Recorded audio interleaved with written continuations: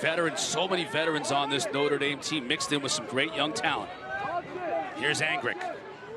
Goes to his right, has a shot, too high. What makes this Notre Dame midfield so dangerous is how two-handed all the players like Angrick are. You watch them on tape, they score with both hands, they use the top portion of the offensive zone to their advantage in terms of just seeing where defensive players are overcommitting. Man inside, behind the back, scores! Of course it's Jake Taylor to put the Irish on the board first.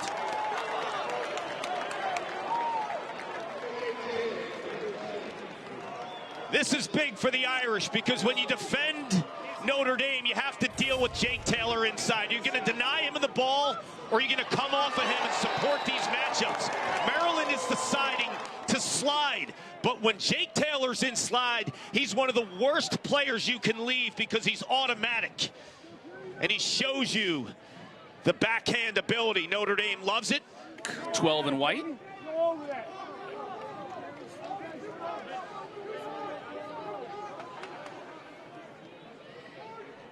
Second midfield now running for the Irish. You'll see 8 different midfielders getting time for Notre Dame. Especially on a day when it's warm like this. A lot of coaches talk about Taylor inside here with the shot. Looks like I hit the pipe. Stays with the Irish and Maharris. Will Maharris. Advantage for Notre Dame. Scores! Kavanaugh on the doorstep.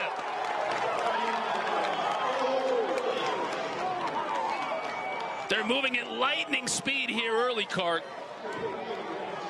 Will Maharris was a attackman in high school with vision and the ability to dissect the defense. He's playing midfield right now for Kevin Corrigan and offensive coordinator Chris Wojcik. You see the ability to throw that through pass to the backside, and this is where Kavanaugh loves to set his feet. When you give him the ball around 5 and 5 at Binghamton and Ford at Fairfield, both led their teams in scoring for 2 straight years. Now they're playing midfield for John Tillman.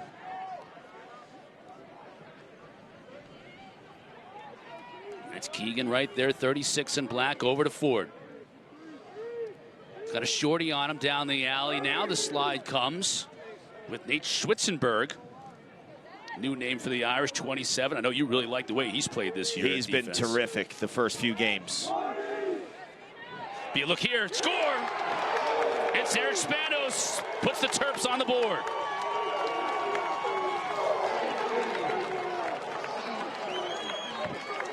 Spanos, a KG vet, redshirt junior. He's a big boy at 6'5". You see, he catches this ball, and Campisi tries to go over his head. Campisi's about 5'11". If you don't land this check, you're in trouble because you're shot ready and you're going to make it count.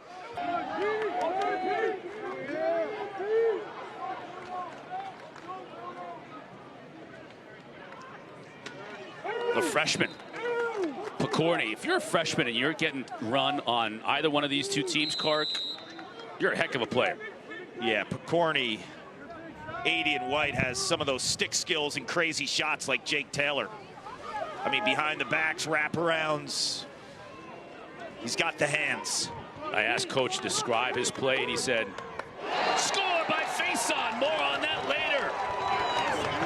Got to give 14 in white his flowers, though. Fresh off the gridiron. He knows what it's like to play in a football stadium like this, Kark, but he can do it on the lacrosse field as well. They wanted to hold him out, keep him fresh. Target this game. Last week against Georgetown, he had a couple runs. One, he stuck the corner with his left hand. This time he goes back to his dominant right, and Notre Dame is up. This leg strength. He's also a lefty too, so he plays into the strength of the right-handed dodging Kavanaugh. Schaller was a hockey player. You know when you see those hockey quads? He's got them. Right? You're not going to bully him physically. I think if you're Chris Kavanaugh, you want to move Schaller more. You get into the body, advantage 27. Final minute of this first quarter.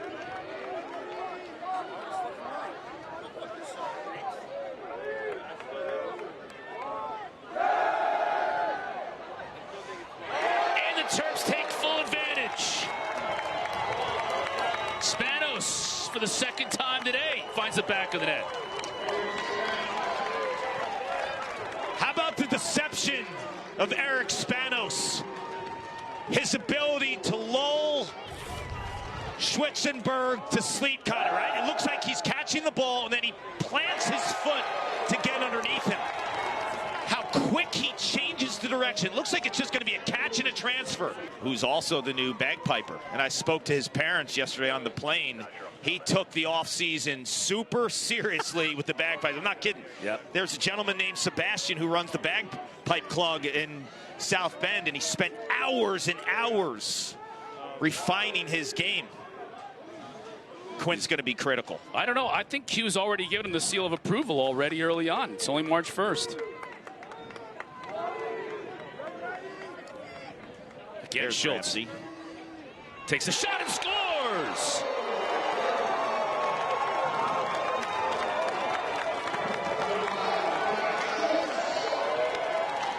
I love the upside of Schultz. When I was getting ready for this game, I went into the archives and watched his high school highlights, and I could not tell if he was right-handed or left-handed. When you watch him last week against Princeton, he goes down the alley and he hits a bullet on the run with his left hand. This time, he does it on the opposite side of the field. He knew that he could get the switch off the pick. I'd like to see a heavy dose of the pick game against these close defenders to get those short stick matchups that Notre Dame is okay with them having. Spanos already has a couple, 7 in black. He'll move it over here to Keegan. Gets by his defender initially. Now the slide comes. He'll put it back up top to Ford.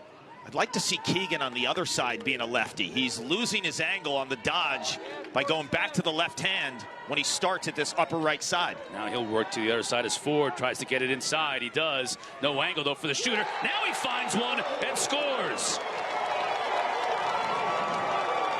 Daniel Kelly, not just one for the Terps, and Maryland takes the lead for the first time this afternoon. I had a chance to talk to Daniel Kelly at practice yesterday. He said he loves this offensive group. Nobody cares who scores. Everyone gets involved, but this senior is the vocal leader, and he's got a lefty cannon. To Maryland's 1, just feeding this offense. You worry if you're Maryland playing this much defense with those extra possessions. Boost and kill, forced behind the cage. And a delayed call against Maryland on the first whistle. Inside, Taylor scores though.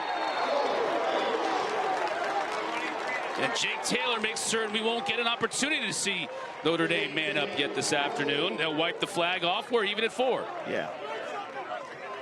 The push is wiped out. It's a 30-second technical. Goal is good.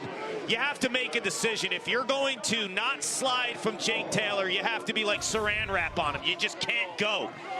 Here's the penalty that's wiped, and Will Lynch is putting on a clinic. But if you look at the Taylor goal, it was like they were showing a little bit. And Busenkill is a tremendous midfielder. When you watch him, he is at the core of so much of the initiating for Notre Dame. That's not the defense. He just knows, okay, if I wait an extra second, then I'll get Busenkill to find me. But Busenkill, 23 in white, like the stats don't reflect how good he is. Like when you watch their offense, if there were hockey assists in lacrosse, he'd have a ton of them. This time he gets a real one. Face onto the middle. Angrick, now he cuts to the middle. Thought he had a shot, but he gets laid out. Busenkill though, picks up the loose change and buries it. Irish back on top.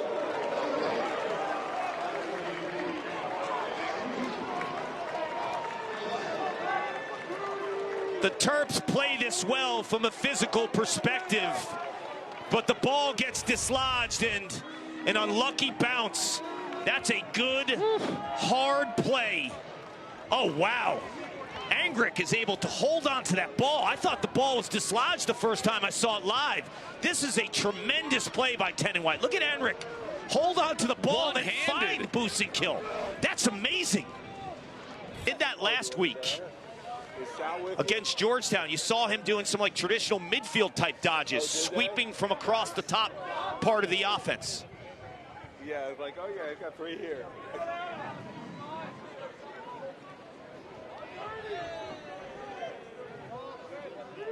Spanos on light. That's been a great matchup to watch all game long. 7 in black, 90 in white. Ford, tight angle, scores!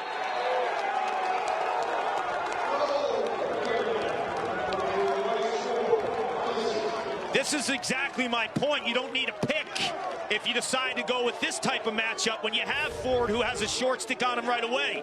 That's Ben Ramsey now has been beat for 2 goals. One against Schultz, now against Ford. And Ford is a natural left-handed player, but because of all these lefties on this team, with Keegan and Whittier, he's got to play the right side, but he just shows you he's able to do. Keegan was getting mugged, had to get it to Whittier up top. Ford trying to find some space where there isn't any.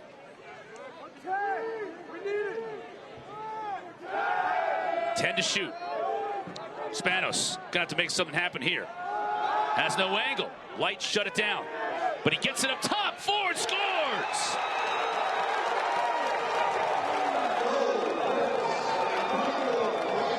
What a pass by Eric Spanos. You see the defense shading to the ball carrier. Where's the opening? It's diagonal. Look at all the white shirts. Discombobulated. The backside's open. And what did I tell you earlier about Bryce Ford? He's a natural lefty. He's at his sweet spot. He's got the time. He's got the room. He sets his feet and pounds that bottom corner. That is patient offense. I mean, it was an open goal.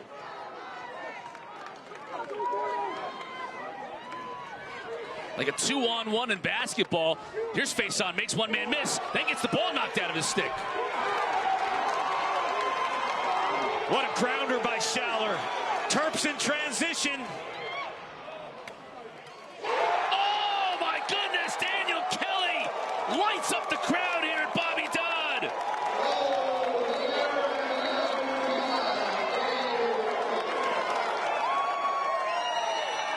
I told you earlier, there are times they want to run, and they can run because of the sticks of their defenders. They've shown in the early stages of 2025, they will push. Larkin's been a goal scorer, but that time he knows. Give it to the hired lefty gun, the senior Daniel Kelly, making it rain in Atlanta. Another face-off win for the Irish. In a very close game, that is the one area where Notre Dame has dominated all afternoon long. But they only have 5 goals on the board. It's been the defensive effort of the Terps. Pack it in approach. Chris Kavanaugh right now being defended by Will Schaller. Schaller's been amazing in this game.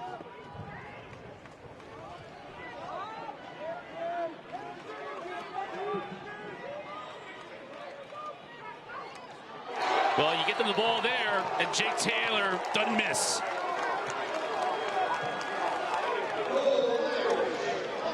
Can't defend Taylor like a typical crease guy. He's shown you over the years he has some range too. It's right there. Burles just shows too much. That is not the time to slide off of Jake Taylor. He's not beat. Your defensive midfielder is not beat.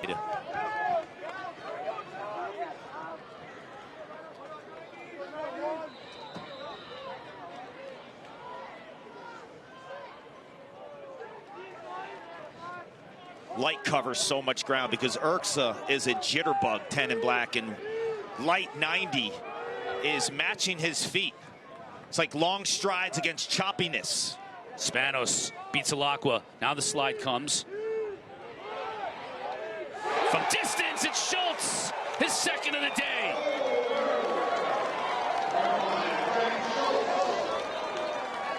Someone needs to tap this kid on the shoulder and remind him he's just a true freshman. And I say that because his confidence is off the charts.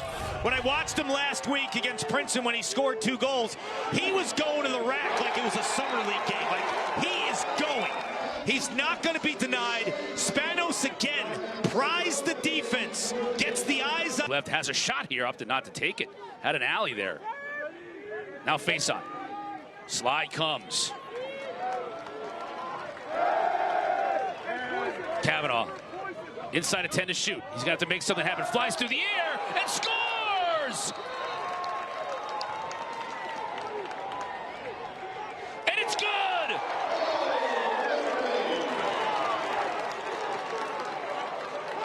This is ridiculous. And it's vintage Chris Kavanaugh. As his family looks on, get the pick set by Busenkill, and then it's airborne. And there's no goal mouth to deal with behind the cage. Ball crosses the plane before he lands in the crease. The timing to launch. And the placement high above McNaney. You know you're getting drilled here. The strength and the extension of the stick Into the corner. This is a thing of beauty. Balance, strength, and skill. The balance to hold yourself there for that extra step prior to the crease. The strength not to get totally dislodged behind the cage, and then the skill to pop it underneath the crossbar. That is sick. His 195th career point. Maybe the most beautiful of them all for Chris Kavanaugh. And it's back to a one-goal game. And he's never out. Like, Shaller's been really good in this matchup. Kavanaugh is always going to keep going.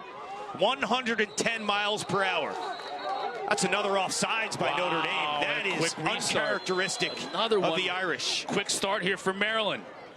And they find a player inside. Urso scores!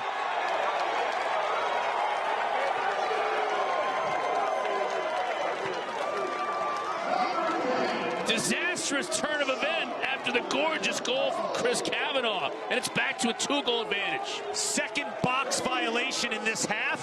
Quick offense. We know Maryland likes to go slow sometimes in the half-field sets, but don't tell me they don't know how to play fast. You saw Larkin to Kelly in the third quarter, then a quick restart. They sense when they have an opening. They have a feel of when to go fast. Finley uses that big body, gets some space, hit the pipe. And he'll stay with Notre Dame. Good hustle by, that was like Jay Taylor tracking it down. It was. Got some jets I didn't know he had. Question about it. He usually doesn't have to run that often in his space. Jeffrey, saved by McNaney. And a great outlet pass. 11 saves for the All-American. Ursa. Spanos scores!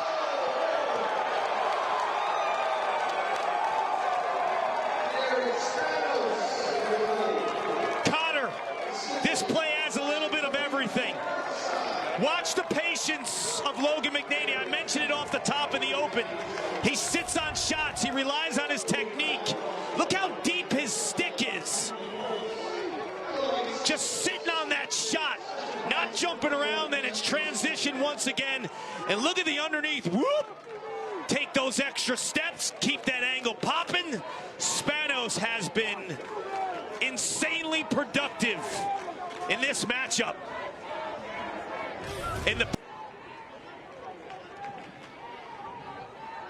Schultz.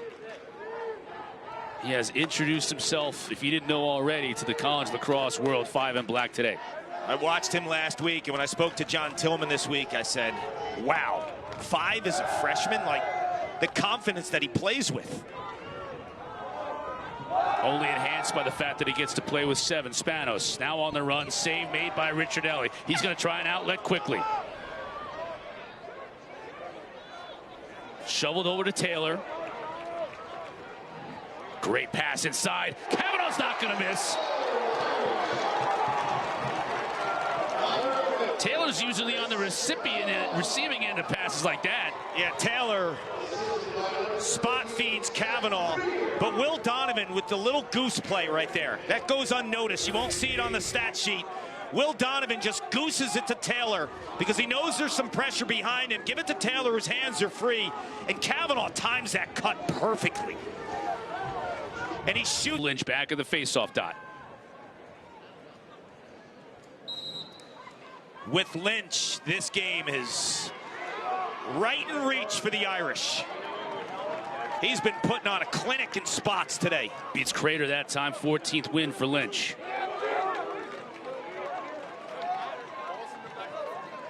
Lynch, one of those guys growing up, facing off at Chaminade. They had so many great face-off players.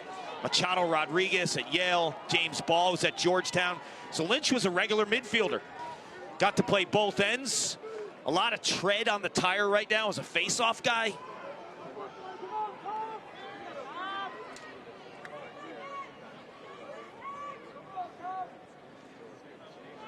Kavanaugh shoots, scores! And a flag on the end of it to boot. Notre Dame's going to go man up.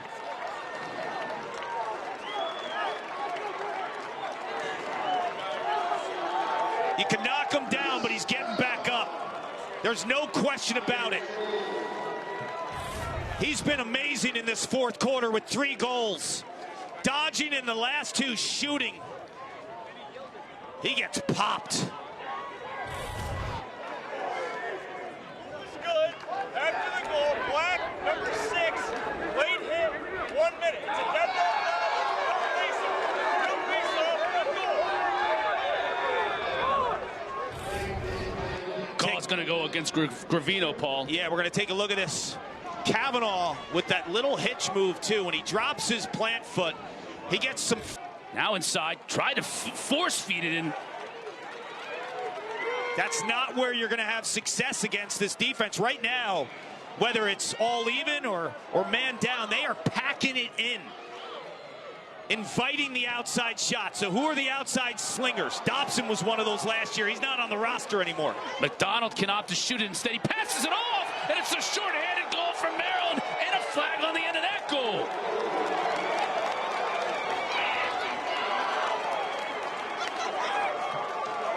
Wow!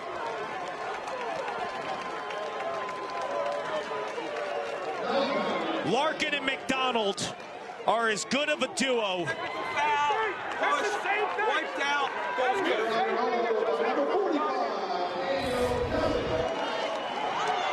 McDonald right here in transition, just like Larkin, has the green light. In the timing of these attackmen, you saw Urksa earlier in the fourth quarter. Now Daniel Kelly, they know they have that short window off a whistle, off a transition. Which is the most important thing out there.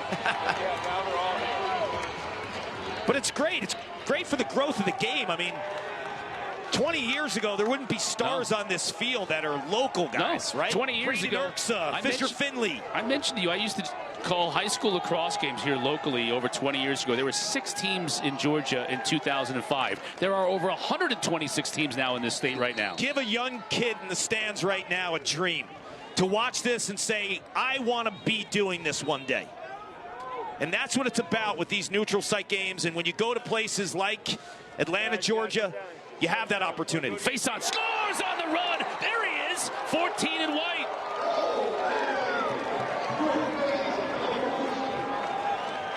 Oh, boy. I was calling for him earlier because he's matchup proof. It doesn't matter if you put a pole on him or a short stick. You don't need to be gimmicky. You could just say, my athlete is the best on the field. And he flies and he sticks. The top corner, the opposite side of Logan McNaney, the lefty.